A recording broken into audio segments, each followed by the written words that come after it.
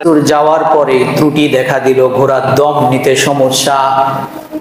হযরত ওমর ফিরে আসলেন, বিক্রেতার কাছে এসে বলছেন, তুমি আমাকে ত্রুটিপূর্ণ ঘোড়া দিয়েছো, তোমার ঘোড়া ফেরত নাও।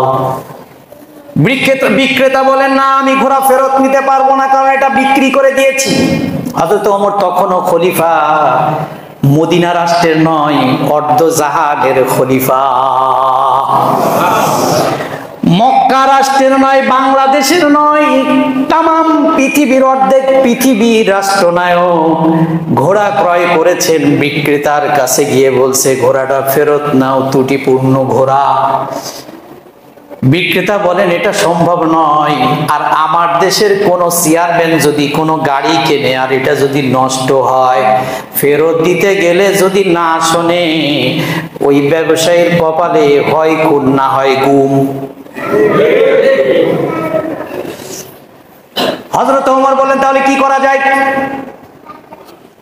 এই বিক্রেতা প্রস্তাব দিলেন, চলেন একজন বিচারক নিয়োগ করি। একজন বিচারক নিয়োগ করা হলো, বিচারকের নাম হলো সুরাই। বিচারকের নাম কি? হযরতে সুরাইকে ডাকা হলো, দুজনাই বিচারক, তাকে বিচারক নিয়োগ করলো। বিক্রেতা বললেন, সব কিছু উপস্থাপন করলেন, হযরতে ওমরও উপস্থাপন করলেন। হযরতে সুরাই হযরতে ওমরের সামনে খলিফাতুল মুসলিমিন, একজন অর্ধজাহানের খলিফা আর বিচারক হযরতে সুরাই, সাধারণ একজন ব্যক্তি।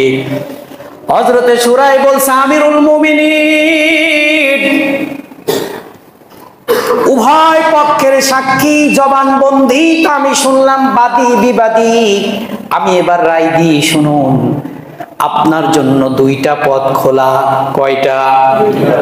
হয় আপনাকে ঘোড়া নিতে হবে, আর না হলে যেমন ঘোড়া নিয়েছেন তেমন ঘোড়া ফেরত দিতে হবে।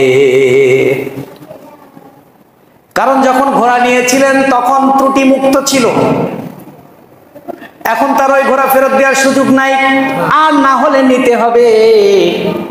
হযরত ওমর তীক্ষ্ণ দৃষ্টিতে সুরাইয়ের দিকে তাকাইলেন, কারণ খুব রাগী মানুষ ছিলেন। কি বলে, কত বড় বুকের পাটা সাহস, কত বড় বিচারকের কলিজা, রাষ্ট্রপ্রধান অর্ধজাহানের খলিফার বিরুদ্ধে রায় দিছে, অথচ আমার দেশের ছোট্ট একটা পাতি নেতার বিরুদ্ধে বিচারকের রায় দেওয়ার ক্ষমতা নাই। হযরত ওমর তীক্ষ্ণ দৃষ্টি থেকে সুরাইয়ের দিকে তাকিয়ে বললেন, সুরাই, এটাই কি তোমার রায়? বলে, হ্যাঁ আমিরুল মুমিনিন, এটাই আমার রায়। হযরত ওমর রাদিয়াল্লাহু তাআলা আনহু সুরাইয়ের এই বীর দর্প সাহস দেখে বললেন, সুরাই, আমার সাথে চলো। হযরত ওমর সুরাইকে নিয়ে গিয়ে পার্লামেন্টে বসিয়ে সুরাইকে ঘোষণা করে দিলেন, আজকে নয়, এখন থেকে তুমি কুফার বিচারক। হযরত ওমর গেছেন, উসমান গেছেন, আলী গেছেন, মুয়াবিয়া গেছেন। প্রায় 60 বছর দক্ষতার সাথে সুরাই বিচারকের দায়িত্ব পালন করেছেন। একটা দিনও অস্ত্রের মুখে ভীত হয়ে, কারোর ধমক ধামকিতে ভীত হয়ে রায়কে কখনো প্রভাবিত করেন না।